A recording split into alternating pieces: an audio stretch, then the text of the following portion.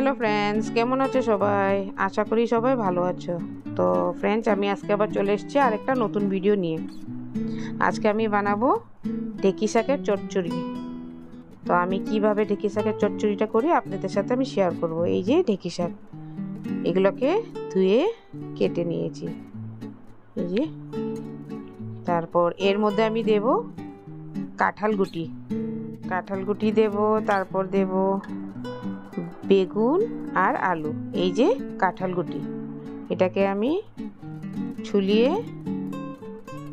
কেটে নিয়েছি, কেটে ধুয়ে এখন এটাকে একটু সিদ্ধ করে নেব। তারপরে এই যে আলু কেটে রেখেছি, বেগুন, টমেটোর, কাঁচা লঙ্কা আর এই যে আদা গ্রেট করে নিয়েছি।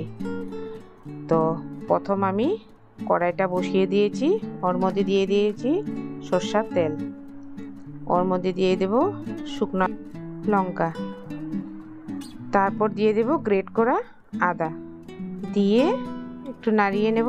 নাড়িয়ে দিয়ে দেব কেটে রাখা আলুগুলোকে দিয়ে একটু নাড়াচাড়া করে তারপর দিয়ে দেব ওর মধ্যে কেটে রাখা বেগুনগুলো।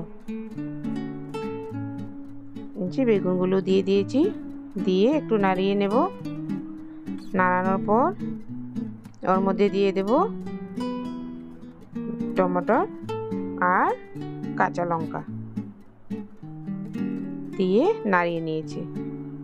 আর কিছুক্ষণ নাড়ানোর পর তারপরে এর মধ্যে দিয়ে দেব সিদ্ধ করা কাঁঠাল গুটিগুলো, দিয়ে ভালো করে নাড়িয়ে নেব।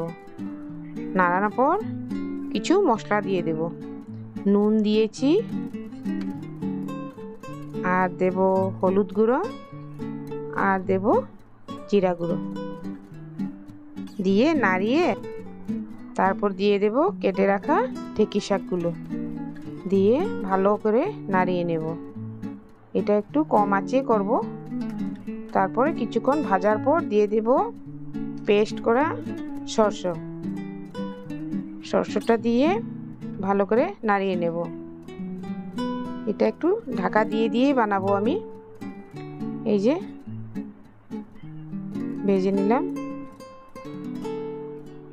ভাজার পর এই যে হয়ে গেছে আমার রান্না কমপ্লিট। তো ফ্রেন্ডস, আমার ভিডিওটা ভালো লেগে থাকলে like, comment, share and subscribe করে দেবে। ধন্যবাদ।